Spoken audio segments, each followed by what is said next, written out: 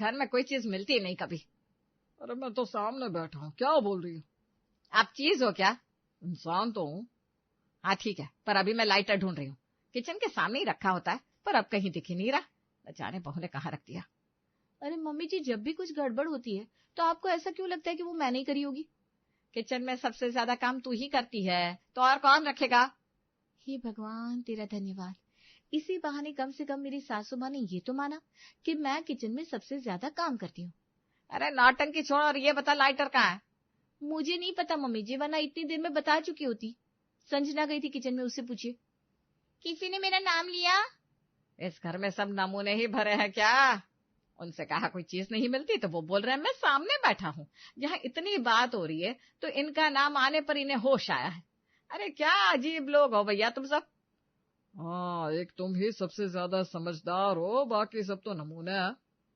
अरे वो लाइटर मैं अपने कमरे में ले गई थी धोखे से। लो कर लो बात। संजना तू भी ना, जा लेकर आ। बस इतना ही। यही अगर मैंने किया होता तो तांडव हो जाता। अच्छा ठीक है ठीक है, जाने तो मैं चाय बनाने जा रही हूँ, बताओ कौन कौन पिएगा? सबने हाँ में सिर हिला दिया। सविता चाय बनाकर ट्रे में कप सजाकर लाती है। लो भाइयों और बहनों, पेश है मेरे हाथ की बनी चाय, जिसमें है प्यार, परिश्रम और थोड़ी सी जलन भी। जलन? वो क्यों? क्योंकि बहू ने फिर से गैस की नॉब उल्टी घुमा दी थी। चाय बनाने में 3 बार उबाल भागा। सब लोग कप थामते हैं। पहला घुट लेते ही चेहरे पर संतोष और मुस्कान आ जाती है। वाह मम्मा, चाय पीते ही ऐसा लग रहा है जैसे आत्मा को तृप्ति मिल गई हो। हाँ, जैसे टपरी की। टपरी या 5 स्टार?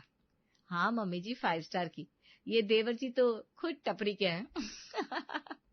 ये सही बात है। सब हंसते हैं। माहौल खुशनुमा हो चुका होता है तभी हमें कहीं घूमने चलना चाहिए, बहुत दिन हो गए, ना मूवी, ना पिकनिक, ना ट्रिप। सही कह रही है संजू, एक छोटा सा वीकेंड ट्रिप तो बनता है। हाँ, और मैं सबके लिए पराठे बनाऊंगी रास्ते के लिए। और मैं ब्लूटूथ स्पीकर लाऊंगा धमाकेदार प्लेलिस्ट के साथ। सभी एक दूसरे को देख देख कर प्लानिंग करने लगते हैं। तभी ट्रिंग ट्रिंग फोन बजता है। विनोद भाई, अरे नमस्ते नमस्ते, क्या बात है इतनी सुबह सुबह? हम लोग आ रहे हैं भैया, सोचा कुछ दिन साथ बिताए। मैं, चिंचिल और माँ 3-4 दिन रह लेंगे। अब हाँ हाँ, आइए आइए, बिल्कुल, घर तो आपका ही है। फोन रखते ही ड्रामेटिक सन्नाटा छा जाता है। सबकी आंखें चौड़ी हो जाती है। बस जैसे ही घूमने की बात की वैसे ही ब्रह्मांड ने प्लान खराब कर दिया। अब तो मेहमान आने वाले हैं, मतलब फुल सर्विसिंग चालू। मैं वेटर, भाभी कुक और ये संजना दरबान। अब घूमने के बदले झाड़ू पोछा ही घूमेगा मेरे हाथ में। चलो भाई, अब तो घर चमकाओ, मेहमानों को इम्प्रेशन चाहिए। सभी उठकर सफाई में लग जाते हैं। कहीं झाड़ू, कहीं जन से बाल्टी गिर रही है, कोई पर्दा निकाल रहा है, कोई गुस्से में चप्पल पटक रहा है। देखो गुस्से में भी साफ सफाई हो जाए तो क्या बात है। पूरा दिन सफाई में ही निकल जाता है। रात को सब थके होते हैं और अगली सुबह दरवाजे की घंटी बजती है। विमल दरवाजा खोलते हैं। सामने विनोद, चंचल और बूढ़ी रामकली। आ गए हम। और कैसे हैं भाई साहब? बस आप आए और घर गुलजार हो गया। आइए आइए चंचल, रामकली माँ, सब कुछ तैयार है, आइए। चाय और पकौड़े ला रही हूँ। थोड़ी देर बाद सब नाश्ता करते हैं, बातचीत होती है। और बताओ बेटा, कॉलेज कैसा चल रहा है? विनोद को हर बात के साथ जोर से हाथ मारने की आदत थी। अच्छा चल रहा है चाचा जी, बस अब और नहीं मारिएगा तो ज्यादा अच्छा लगेगा। चंदन तो अभी से चाचा का पिटारा बन गया। और बेटा संजना, तुमने तो व्हाट्सएप पर वो स्टेटस डाला था, हाँ वही गर्ल विद द ड्रीम्स, बहुत अच्छा लगा। पर तुम जॉब कब से कर रही हो? वैसे हमारी बुआ की बेटी भी ना IT में है। मुझे याद आया वो शगुन के टाइम तुमने जो कुर्ता पहना था ना। हे भगवान, मुंह खोलने का मौका मिले तब ना। इधर रामकली बैठी है, सब सुनने की कोशिश कर रही है लेकिन। अम्मा, कैसी हैं आप? चाय अच्छी थी। मैंने चाय नहीं, हालचाल पूछा था। हाँ, हाल चाल सब अच्छा है। सब मुंह दबाकर हंस पड़ते हैं। फिर शाम का समय होता है। सब अपने अपने कमरों में चले जाते हैं। अगली सुबह 10 बजे नीलम झाड़ू लगा रही थी। बाकी सब तैयार होकर बैठे थे, पर मेहमान अभी तक सो रहे हैं। क्या ही शानदार टूरिस्ट हैं ये लोग, अभी तक उठे ही नहीं। अचानक कमरे का दरवाजा खोलता है। विनोद अंगड़ाई लेते हुए आता है और पीछे पीछे चंचल और रामकली। अरे हम तो हर दिन 10 बजे ही उठते हैं, क्या जरूरत है इतनी सुबह उठकर बोर होने की। नाश्ता? हाँ, गर्मा गर्म पराठे, दही और अचार हो तो मजा आ जाए। एक बार तो बना चुके थे, अब फिर से शुरू करो। हमारे घर में लोग कॉलेज और ऑफिस जाते हैं, इसलिए हम सुबह जल्दी उठते हैं। आलसीपना छोड़ने की आदत है। ओहो, अब तुम लोग हमें बदलने चले हो। सब चुपचाप एक दूसरे को देखते हैं और माथा पीट लेते हैं। अब शुरू हुआ था असली तमाशा। मेहमानों के लिए नाश्ता बनाकर नीलम वापस अपने काम में लग जाती है। वो अपने कमरे में कपड़े तय कर रही थी कि तभी दरवाजा बिना खटखटाए खुलता है और चंचल चाची सीधी अंदर। अरे वाह, क्या कमरा है नीलम, सजाया है खुद या डेकोरेटर को बुलाया था? नहीं चाची, अपने ही हाथों से। अरे देखो तो जरा, इतना बढ़िया कमरा, हमारे राजन का टेस्ट कमाल का निकला। जी धन्यवाद। चंचल सामने ड्रेसिंग टेबल पर बैठ जाती है और कंघी उठा लेती है। नीलम, ये कंघी तो बहुत अच्छी है, मेरे बाल तो इसमें खुद सेट हो गए। चाची वो मेरी पर्सनल चीजें हैं। अरे बहू, हम भी तो अपनी है, क्या पराया व्यवहार कर रही हो। चंचल अब परफ्यूम की बोतल उठाकर खुद पर छिड़कने लगती है। ऐसा लग रहा है जैसे गुलाब के खेत में खड़े हैं। हे भगवान, ये तो मेरे कमरे में ही बसने वाले हैं क्या? वो जबरदस्ती मुस्कुराकर कपड़े तय करती रहती है और वो दोनों थोड़ी देर उसके कमरे की तलाशी लेकर बाहर आ जाते हैं। बाहर चंदन लैपटॉप पर काम कर रहा था। विनोद और चंचल उससे भी बातें करना शुरू कर देते हैं। ओह, तो ये है चंदन महाराज का गुप्त दरबार। कंप्यूटर खोल कर क्या देख रहे हो बेटा, कोई गेम वगैरह तो नहीं है ना? नहीं चाची, ये मेरा प्रोजेक्ट है, कॉलेज का असाइनमेंट है। अच्छा अच्छा, कौन सी कंपनी में जाना चाहते हो? देखो बेटा, जब मैं तुम्हारी उम्र का था ना तो दो इंटरव्यू एक साथ देता था, और एक में भी सिलेक्शन नहीं होता होगा। तुम्हें ना MBA करना चाहिए बेटा। वैसे तुम शादी कब कर रहे हो? कोई लड़की पसंद हो तो बता दो, मैं बात करवा दूंगा। अभी तो सिर्फ डिग्री पसंद है। देखो देखो, बड़ा सयाना हो गया लड़का। चंदन मजबूरी में हंसता है, लेकिन चेहरे से दिख रहा था कि अंदर से उसकी आत्मा चीख रही थी।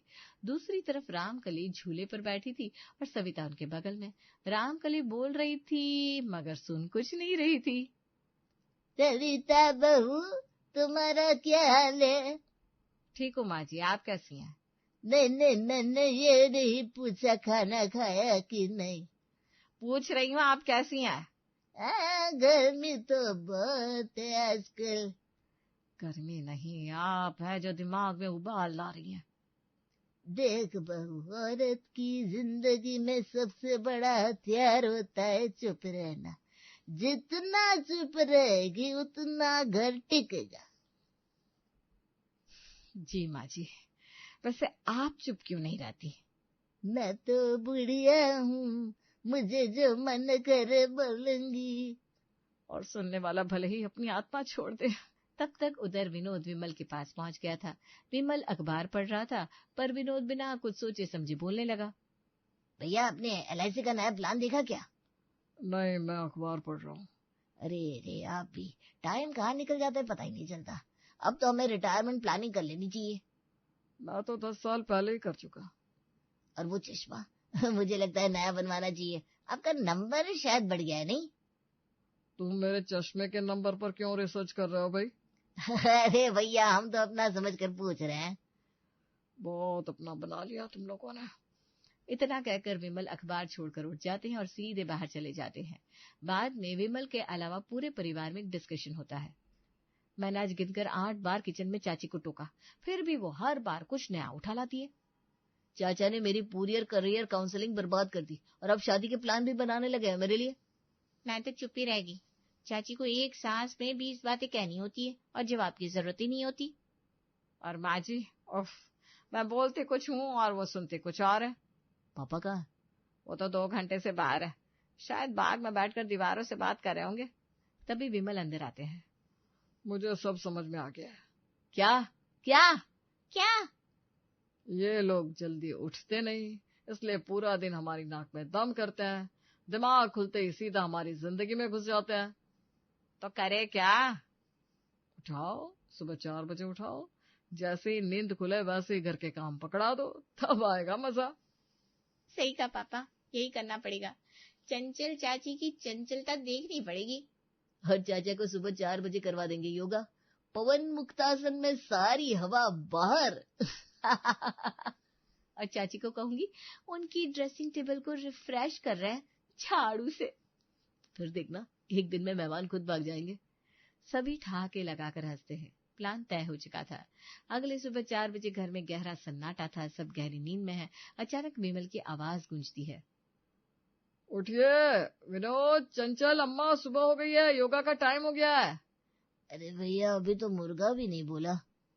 हमको कोई सपना आ रहा था, आपने सपना तोड़ दिया। अरे बारात निकली क्या? बारात नहीं, सुबह की बारात है। चलिए उठिए, अब योगा होगा। विनोद, चंचल और रामकली तीनों नींद में लड़खड़ाते हुए बिस्तर छोड़ते हैं। भैया ये कौन सा जुर्म था जो हमें ये सजा मिल रही है? ये जीवन सुधार योजना है। उठो वरना मैं बाल्टी लेकर आ रहा हूँ। विमल सबसे पहले योगा करने को कहता है। चंचल नींद में उल्टा मैट बिछा देती है। रामकली झूले पर बैठकर योगा करने का प्रयास करती है। सबसे पहले अनुलोम विलोम, सांस अंदर और बाहर।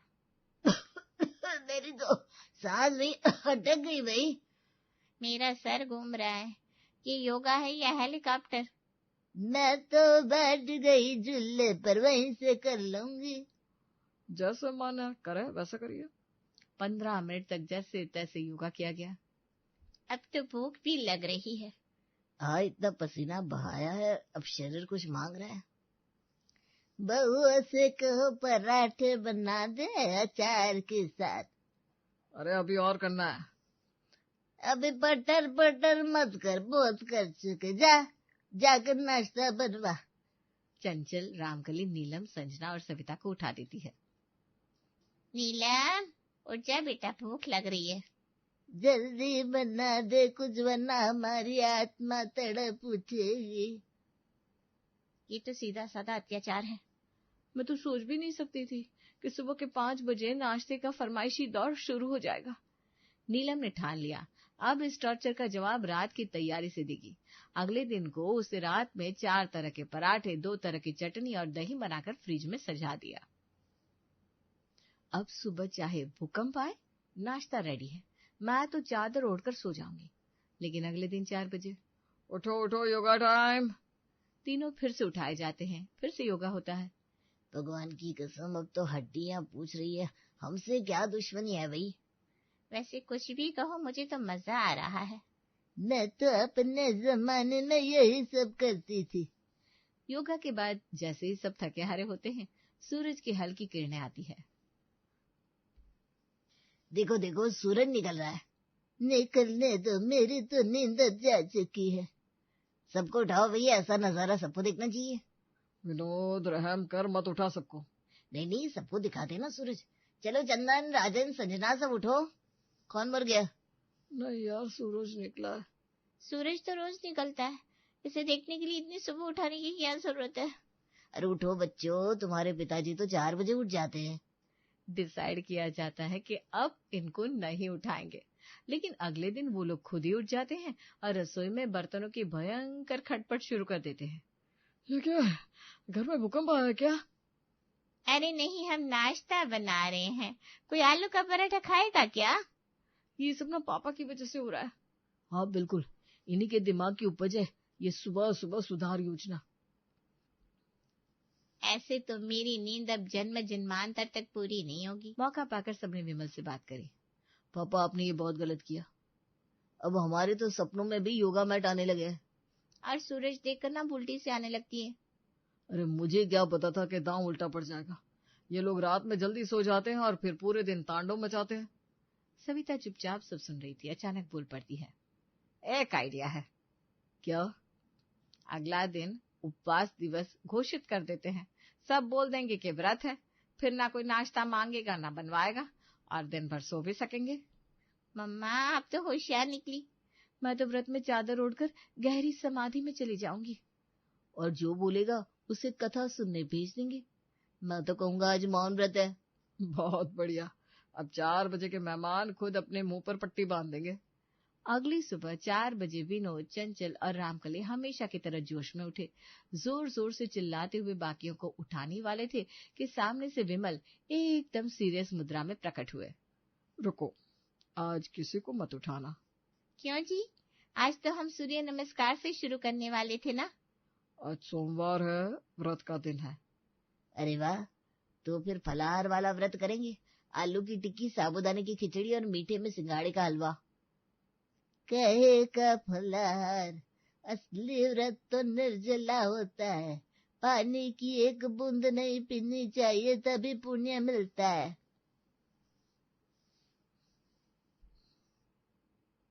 पानी नहीं, फिर तो मेरा शरीर 90% कम हो जाएगा। हमको तो सुबह उठते ही चाय चाहिए होती है, अब कैसे जिएंगे जी? चाय छोड़ो, अब से राम नाम जपो। रामकली ने सबको उठाया और सबको जबरदस्ती निर्जला व्रत रखवा दिया। जरा ही देर में सबका बुरा हाल होने लगा। भूख से आंखों के सामने तारे नाच रहे। एक दिन में आत्मा शुद्ध करने का इतना ज्यादा प्रयास क्यों कर रहे हैं हम? सो जाते भाई, नींद में भूख भी नहीं लगती। वो बिस्तर की ओर बढ़ते हैं, तभी रामकली आ धमकती है। क्या कर रहे हो? व्रत में सोना मना है। हमारे जमाने में लोग भजन गाते थे, मंदिर जाते थे, गरीबों को खाना खिलाते थे। लेकिन हम तो खुद गरीब हो गए हैं भूख से। अरे कोई हमें ही खिला दे खाना आज। पूरा दिन जैसे तैसे बीतता है, सबकी हालत खराब हो जाती है। मेरी तो आंखों के नीचे अंधेरा ही अंधेरा है। भगवान कसम, व्रत कम ससा ज्यादा लग रहा है। रात होती है। जैसी घड़ी में 7 बजते हैं, सब पानी की ओर दौड़ते हैं। ऐसा लग रहा है जैसे स्वर्ग की नदियां पीली हो। ये किसने आइडिया दिया था? सबकी नजर एक साथ सविता पर जाती है। आपने तो पापा जी से भी खतरनाक आइडिया दे दिया था मम्मी जी। अब मुझे क्या पता था इतना सीरियस ले लेंगे। रात में सब बिस्तर पर जाने को तैयार थे, लेकिन विनोद और चंचल अब भी चैन से बैठने को राजी नहीं। मेरी चप्पल कोई पहन गया है, सबको बुलाओ, पूछताछ होगी भाई। मेरा रुमाल कहीं नहीं मिल रहा। ये घर रहस्यों से भरा है। माफ कीजिए, एक जरूरी सवाल है। आप लोग वापस कब जा रहे हैं? सब चौंक जाते हैं, चुप्पी छा जाती है। तभी चंदन मोबाइल उठाकर नाटक करता है। अरे आपके घर से फोन है, आप लोगों को बुला रहे हैं। अरे भाई, हमारे घर में हम 3 ही तो हैं, हमें कौन बुलाएगा? ये तो कोई प्रैंक कॉल होगा। हम तो जाना चाहते हैं, लेकिन आप लोग इतने प्यारे हो, मन ही नहीं करता। वाह, अब सबने ठान लिया था, या तो ये जाएंगे या हम सब भागेंगे। सुबह 4 बजे जब विनोद, चंचल और रामकली की नींद खुली, पूरा घर सुनसान था। अरे सब कहाँ गए? लगता है कोई भगदड़ मच गई। सबको कॉल करो भाई। कॉल्स की गई, लेकिन कोई उठा नहीं रहा था। सबने वहां से जाना ही सही समझा। विमल का पूरा परिवार ये सब मोहल्ले में छिपकर देख रहा था। जैसे ही वो लोग गए तो विमल का पूरा परिवार अपने घर वापस आ गया। गजब, आज तो सुकून की सुबह है। घर में शांति है, चिड़ियों की चहचहाट भी सुनाई दे रही है। चलो भगवान का शुक्र है हमारी आजादी लौट आई। लेकिन तभी दरवाजा खुलता है।